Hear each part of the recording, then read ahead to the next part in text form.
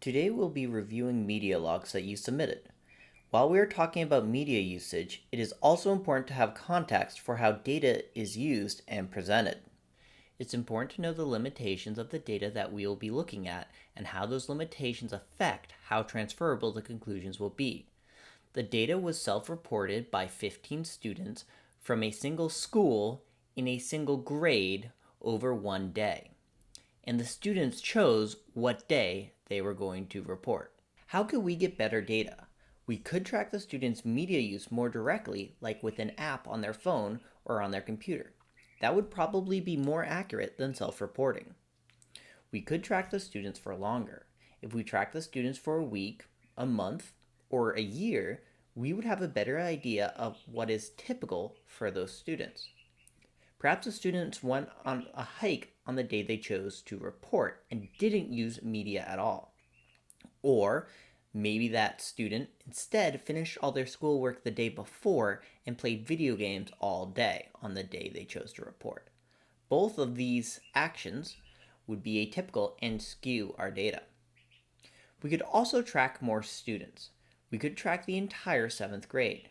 That would reduce individual students' inconsistencies and that impact on the data. We could also track across an entire school district. That would add perspective of age differences. But that would also make the data less relevant to any one age range. Instead, we could track all the 7th graders in New Hampshire or all the 7th graders in the United States. But as we go bigger in data, we will start to hide trends. To talk about trends and how they can be hidden in bigger data, let's look at something going on right now. The COVID-19 pandemic has generated a lot of numbers which can be turned into graphs. The first graph which we are looking at was generated by Google from Wikipedia's information. It shows the number of new cases of COVID-19 in the United States since the disease was discovered until I took this screenshot. We can see that the number of new cases went up quickly, then rose and fell repeatedly. We can also see that the peaks have slowly got lower over time. While this graph is totally accurate, it does not show us how New Hampshire is doing, and it would be misleading to compare New Hampshire's numbers to the national numbers. For that, we should look at this next graph. Here are a bunch of graphs arranged like a map of the United States. We can see that some of the states are going down in new cases, such as Florida, while others are continuing to rise, such as Wisconsin. Even though the national numbers are made from the same data as these local trends are lost in the graph made from the larger set. You've got trends down, but what about how graphs represent their data? Right now, all the states' graphs are being adjusted so that their peaks are the same height. That makes comparing their increase or decrease in number of cases from one state to another easy. But it also makes all states look like they are being affected with similar numbers of cases. If we look at the uniform scale, we can see that that is not the case. New York is vastly more impacted than a lot of other states. None of the data or how it was presented was wrong or even misleading. We have to be careful to look at the data and know its limitations before making any conclusions. The final disclaimer. My goal in this assessment was not to stand on a milk crate and preach about how much media is too much. I don't know what is too much for you. That is something that you decide with the help of your guardians.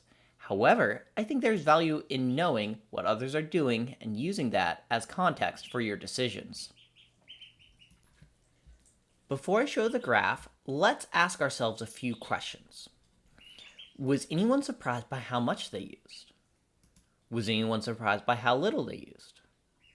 What do you think the activity that will have the most time spent? The least? Did you spend most of your digital media use alone or with someone else? For example, were you watching Netflix with a family member? Or were you watching Netflix by yourself? Would you consider your media use more creating or more using? An example of creating might be building a cool house in Minecraft, making a funny picture in Paint, or recording a cool song.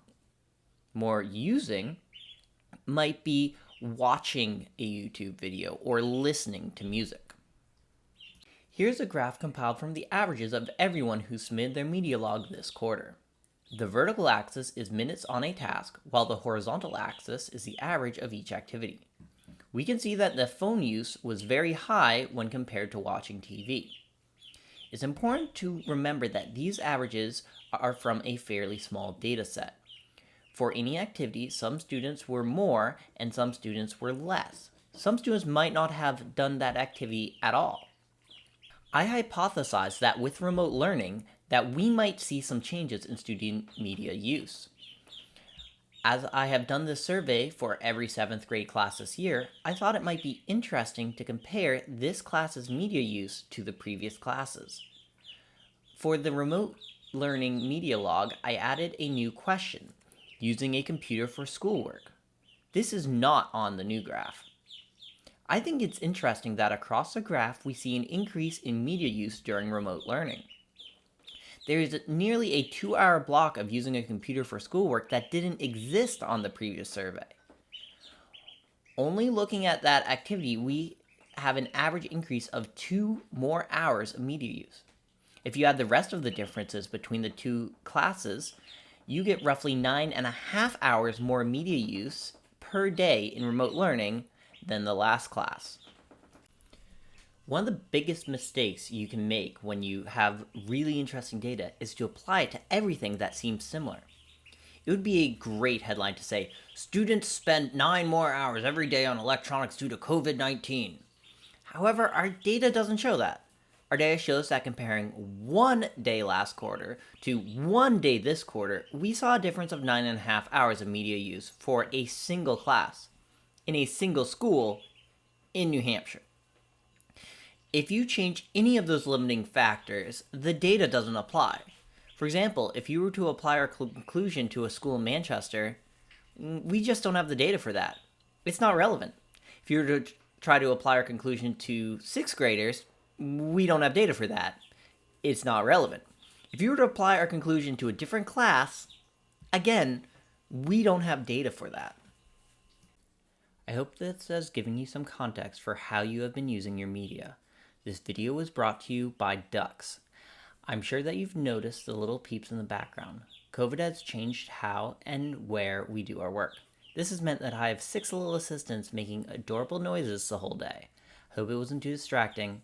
Thanks for watching.